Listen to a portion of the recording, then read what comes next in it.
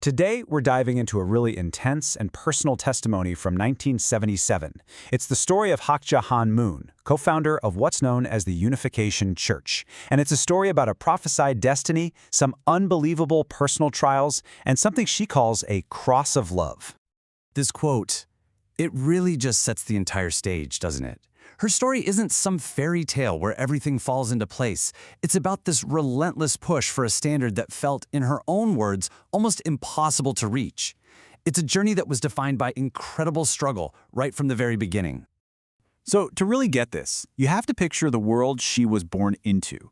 In the early 20th century, Korea had these unique spiritual groups that, according to her testimony, were getting direct revelations from God.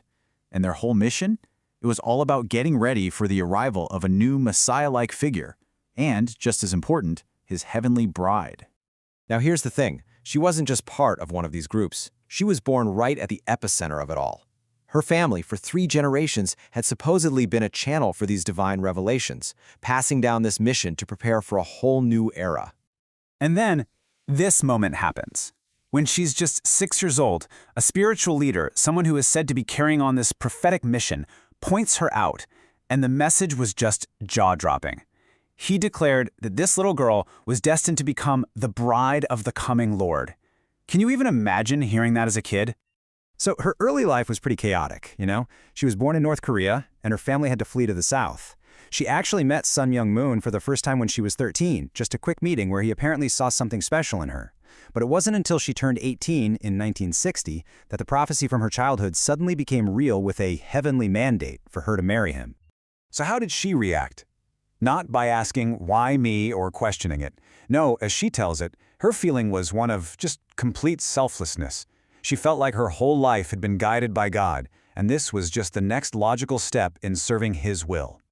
So let's paint a picture of who she was at this point. At 18, the testimony describes someone who was incredibly sheltered.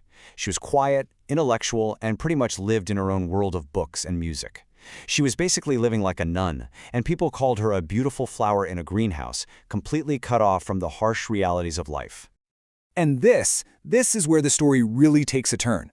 You might think, okay, she married the leader, her life probably got a lot easier. But she says, no, that's not what happened at all. The exact opposite. She's very clear that her path was its own kind of cross, an unbelievable trial she had to face to become who she was meant to be.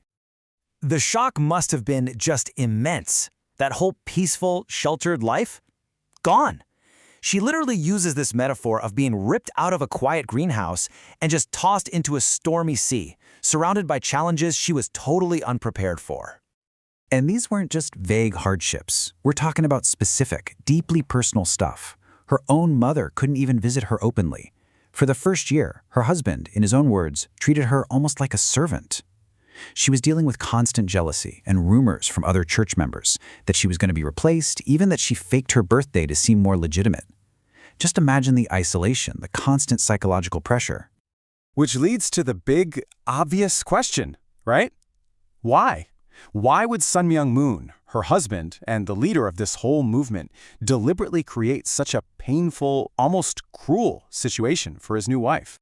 Well, his answer, which he gave at that same meeting in 1977, it's pretty blunt.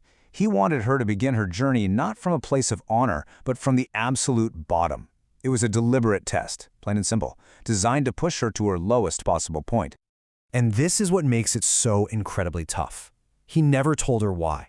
There were no words of comfort, no hang in there, I'm doing this for a reason. She was completely on her own to figure out what was happening, to find meaning in it, and somehow get through it all without any guidance from him. Later on, he actually framed this whole thing as a formal 7-year training session. It had 2 parts. The first 3 years were all about her own personal spiritual battle. The next 4 years, that was a test for the entire family. It was a structured path, as brutal as it sounds, toward what he called perfection. So, what did she do? How did she get through it? According to the testimony, it was through silence, patience, and just this incredible perseverance.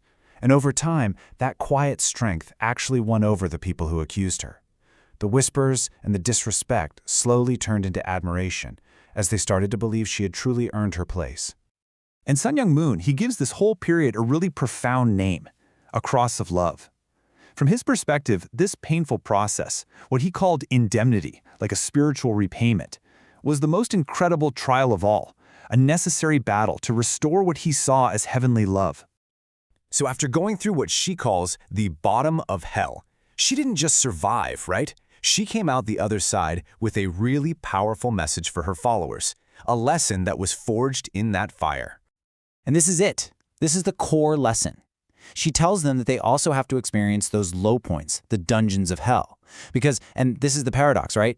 It's in that experience that you find real strength, real maturity, and what she calls the most precious part of God's grace. So, it all comes down to this fork in the road. You've got two paths. On the left, the path to failure is all about being self-centered and complaining. But the path to victory, the one she took, is on the right. It requires selflessness, perseverance, and this untiring faith that just refuses to jump to conclusions. This table here, it breaks down the whole principle perfectly. Look at the pattern.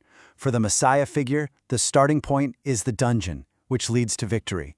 For the true mother, it's the lowest level, which leads to acceptance. So it makes sense then that for any follower, the path to a real, lasting blessing has to start in human misery. The takeaway is clear. Glory has to be earned from the very bottom. And this last quote from Sun Myung Moon really just nails it down. It crystallizes the whole theology behind this ordeal. Blessings aren't found up at the top, where things are comfortable. They're found in the lowest, toughest places. And that's what I want to leave you with. This really big question to chew on. Is this a universal truth? Does real strength, real victory, real glory, does it always require a journey through the absolute depths? It's a powerful idea, and it's right at the heart of this entire testimony.